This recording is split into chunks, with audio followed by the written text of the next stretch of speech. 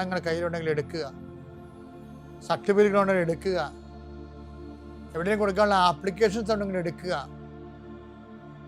ദൈവത്തിലെ നീ എവിടെയെങ്കിലും പോകുന്നുണ്ടെങ്കിൽ നിൻ്റെ പാസ്പോർട്ടോ വിസയുടെ കോപ്പിയോ എയർ ടിക്കറ്റോ എന്താണ് നിൻ്റെ കയ്യിലുള്ളത്, ഇപ്പോൾ എടുക്കുക.